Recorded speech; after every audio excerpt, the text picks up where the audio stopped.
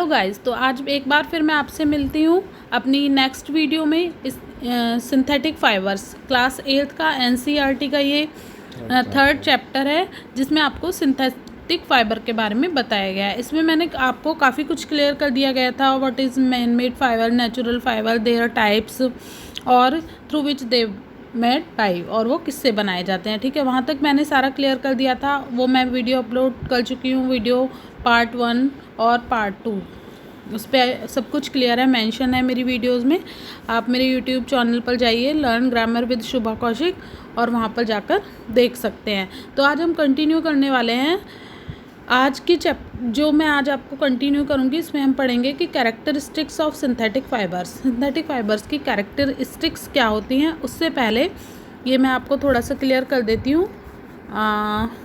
आप आ जाइए page number 4 पर। We wear sweaters and use shawl और ब्लैंकेट्स इन द विंटर। ठीक है, इससे पहले मैं थोड़ा सा आपको बोलना चाहूँगी कि आप नोटबुक और अपनी पेंसिल लेकर बैठें, जिससे कि जो पॉइंटर्स हैं, इंपॉर्टेंट पॉइंटर्स हैं, वो मैं आपको बीच बीच में बताऊँगी इस चैप्टर के। तो आप उनको नोट करते जाइएगा, और जब आपके एग्ज़ाम्स हों तो आपको वो बेनिफिकल होगा, और उससे आप वो यूज़फुल भी रहेगा आपके लिए। तो होप आपने सबने पेंसिल और नोटबुक्स अपने पास रख ली होंगी। और अब हम स्टार्ट करते हैं, कंटिन्यू करते हैं। Let us start. We wear sweaters and use shawls और ब्लैंकेट्स इन द विंटर। कि हम सब लोग स्वेटर्स और शॉल पहनते हैं और ब्लैंकेट्स का यूज़ करते हैं कब? विंटर में। Many of these are actually not made from natural वूल।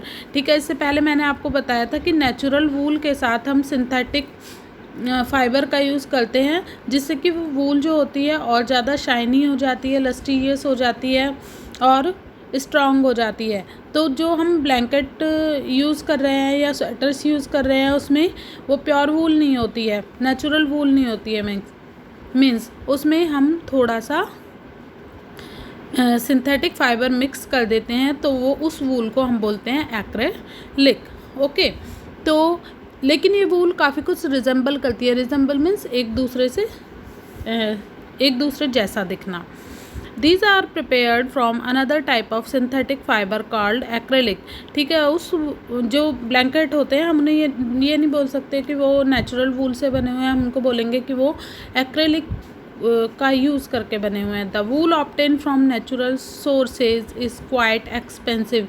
कि नेचुरल सोर्सेज से जो वूल ली जाती है वो बहुत एक्सपेंसिव होती है। एक्सपेंसिव मीन्स कॉस्टली होती है।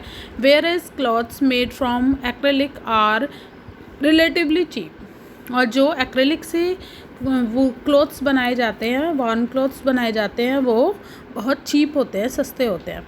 दे are available in a variety of colours. Synthetic fibre are more durable and affordable which makes them more popular than natural fibres. ठीक है, एक्रेलिक फाइबर का एक यूज़ क्या है कि जो एक्रेलिक फाइबर है, एक्रेलिक से जो कपड़े बनाए जाते हैं वो ड्यूरेबल भी होते हैं, मीन्स लंबे समय तक चलते हैं, मजबूत होते हैं, अफोर्डेबल भी होते हैं, सबके बजट के अंदर होते हैं, और इसीलिए ये फाइबर जो है आज के टाइम में बहुत पॉपुलर हो गया है, क्योंकि ये वूल से सस्ता भी है। तो सिंथेटिक फाइबर जो होते हैं वो इजी टू कैरी होते हैं, इजी टू वॉश होते हैं, और सबके लिए ड्यूरेबल भी होते हैं और अफोर्डेबल भी होते हैं। तो वो आज मॉडर्न टाइम में बहुत ज़्यादा पॉपुलर हो गए हैं। This is the reason. Now 3.3 पर हम आते हैं। इसमें कैरेक्टरिस्टिक्स ऑफ सिंथेटिक फाइबर्स बताए गए हैं, जो मोस्ट इम्पॉर्टेंट लाइन्स हैं इस चैप्टर की। ये क्वेश्चन आता ही आता है, तो आप इसे अच्छे से अंडरस्टैंड कर लें। Imagine that it is rainy day. कि आप इमेजिन करो, सोचो कि ये बारिश का दिन है। What kind of umbrella would you use and why. कि आप किस तरह का अम्ब्रेला यूज़ करोगे और क्यों। कॉटन का अम्ब्रेला तो हम यूज़ करेंगे नहीं, वूल का भी नहीं करेंगे, क्योंकि इससे तो जो वाटर होगा वो हमको गीला कर देगा। So we use the umbrella that is made by synthetic fibres. Okay, तो हमें कौन से अम्ब्रेला यूज़ करना होगा जो कि सिंथेटिक फाइबर्स से बना हो। Okay, synthetic fibres possess unique characteristic which make them popular dress material कि सिंथेटिक फाइबर के अंदर बहुत सारी ऐसी क्वालिटीज़ होती हैं जिसने इस ड्रेस मटेरियल को बहुत ज़्यादा पॉपुलर बना दिया है। वो क्वालिटीज़ क्या क्या हैं? They dry up quickly and durable, वो जल्दी से ड्राई हो जाते हैं। मीन्स अम्ब्रेला अगर बारिश में गीला हो गया, रेनकोट जो आप पहन रहे हैं वो बारिश में गीला हो गया तो फटाफट से सूख जाता है। इसके अपोजिट अगर आप कॉटन के कपड़े पहने हुए हैं या वूलन पहने हुए हैं तो वो उतनी जल्दी से कंपैरेटिवली ड्राई नहीं होते हैं। ठीक है, तो इसका फर्स्ट बेनिफिट क्या हुआ कि ये जल्दी से ड्राई अप हो जाते हैं। सेकंड, ड्यूरेबल हैं। ड्यूरेबल मीन्स ज़्यादा चलते हैं। लेस एक्सपेंसिव, महंगे भी कम होते हैं।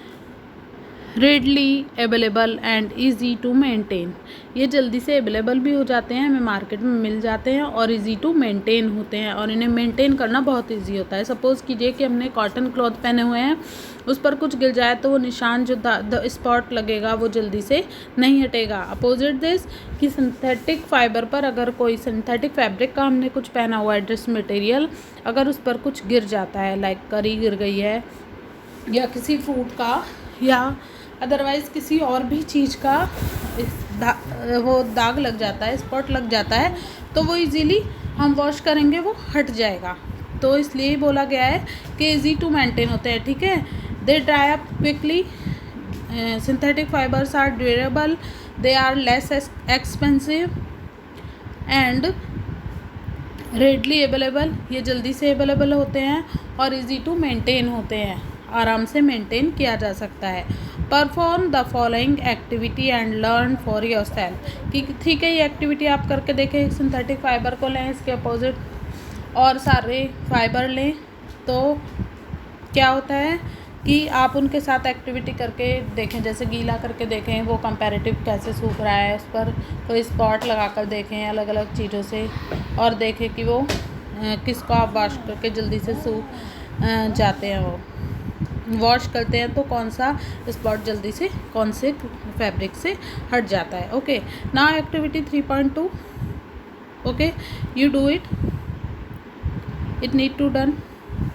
आप इसे करेंगे तो आपको अच्छे से क्लियर हो जाए। देखिए, चैप्टर में जितनी भी एक्टिविटीज़ होती हैं आप उनको परफॉर्म करने की कोशिश करें, जिससे कि चैप्टर ना आपको बहुत अच्छे से क्लियर हो जाएगा। तो नाउ एक्टिविटी 3.2 क्या है? Take 2 cloths piece of the same size रफली half a metre square each. ठीक है, आप इसे कैसे भी ले सकते हैं, स्क्वायर शेप में या जैसे भी, एक छोटा सा पीस ले लें। One of these should be for natural fibre, उसमें से एक कैसा हो? नेचुरल फाइबर हो और एक सिंथेटिक फाइबर हो। You can take help of your parents in selecting these pieces. Soak the pieces of different mug each containing the same amount of water. Take the piece out of the container after 5 minutes. ठीक है, तो आप अपने parents की help से synthetic और cotton cloth ले सकते हैं। एक मग में पानी लें, उन दोनों को उसमें गीला कर लें और फिर उनको ड्राई करें। तो नाउ यू नो कि which cloths is which fabric is dry up comparatively soon, कौन सा जल्दी से सूख जाएगा। Take the piece out of containers after 5 minutes and spread them in the sun for a few minute. Compare the volume of water remaining in the each container. और फिर इससे आपको 2 थिंग्स पता चलेंगी, किसने, कौन से फैब्रिक ने ज़्यादा वाटर एब्जॉर्व किया, ठीक है, कौन से उसमें कंटेनर में कितना वाटर अब बचा है और कौन सा ड्राई हुआ है। ओके, ये एक्टिविटी आप करेंगे। नेक्स्ट है plastic is also a polymer like the synthetic fibre. Plastic भी एक पॉलीमर होता है। इससे पहले हम रीड कर चुके हैं कि पॉलीमर क्या होता है, जिससे हम स्टोरेज वाले डिब्बे भी बनाते हैं। ठीक है, वो पॉलीमर होता है। तो प्लास्टिक जो है, plastic is also a kind of polymer. Plastic भी पॉलीमर का एक काइंड है, लाइक द सिंथेटिक फाइबर, और सिंथेटिक फाइबर की तरह से।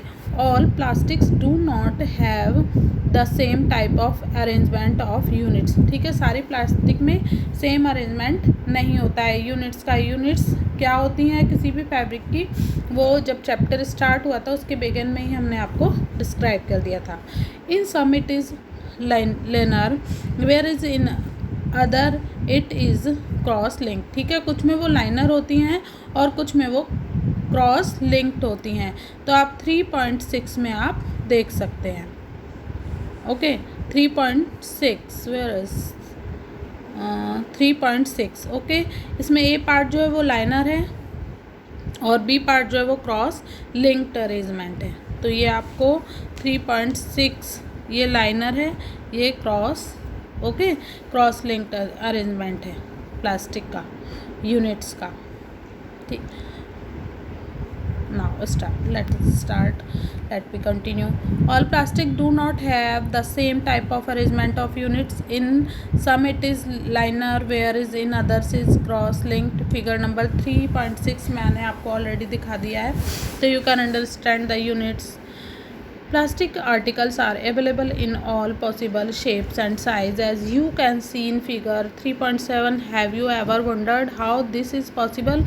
The fact is the plastic is easily moldable, can be shaped in any form. Plastic can be recycled, reused, colored, melted, rolled into sheets or made into wires. That is why it finds such a variety of uses.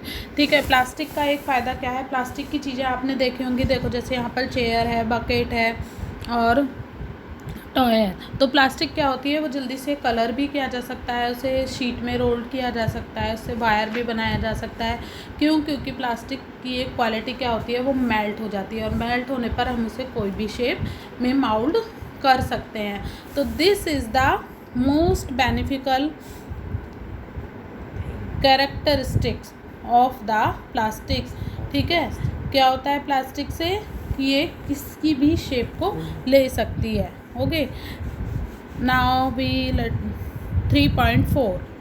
You must be familiar with many plastic article used. Everybody make a list of such items is their uses. Okay, तो यहाँ पर बहुत सारी list जो मैंने आपको दिखाई है उसी के बारे में बताया कि अब आपको कोई लिस्ट बनानी है जिसमें हमारे यूज़ के बहुत सारे प्लास्टिक आइटम्स के नेम आप देंगे। Okay, now we are come on polythene. Poly plus ethene is an example of a plastic. Polythene बहुत फैमिलियर नेम है, पॉलीथीन. ठीक है, it is use for making commonly used polythene bags. ठीक है, polythene bags के बनाने के लिए यूज़ किया जाता है. Now try to bend a piece of plastic yourself. Can all the plastic article be bend easily. ठीक है, आप क्या करेंगे, अब एक प्लास्टिक पीस को लेंगे, उसे बैंड करने की कोशिश करेंगे और जो आर्टिकल्स हैं उनको भी आप बैंड करके देखें तो देखिएगा वो बैंड हो पाती है इजीली या नहीं. यस, वो हो पाएगा. You will observe that some plastic article can bend easily while some break when forced to bend. ठीक है, तो आपको क्या पता चलेगा कि कुछ प्लास्टिक आर्टिकल्स जो हैं वो इजीली बैंड हो गए और कुछ अगर हमने फोर्स किया बैंड करने के लिए तो वो ब्रोकन हो गए. तो पेज नंबर 36 तक आज हमने कंप्लीट किया है. मैं अपनी next video means part 4 I think part 4 of this chapter मैं डालूँगी. नेक्स्ट हम उसको कंटिन्यू करेंगे. आज पार्ट 3 हमारा कंप्लीट हो गया है, मैंने इस वीडियो को अपलोड कर दिया है. तो thank you so much. Hope कि आपको ये अंडरस्टैंड हो जाएगा. If you have any confusion तो उसे कमेंट बॉक्स में आप अपने कन्फ्यूज़न जो है वो डालकर क्लियर कर सकते हैं. हो सकता है मैं आंसर थोड़ा लेट दे पाऊँ बट मैं कोशिश करूँगी कि मैं वो दे सकूँ. ओके, तो subscribe my channel. Thank you so much again.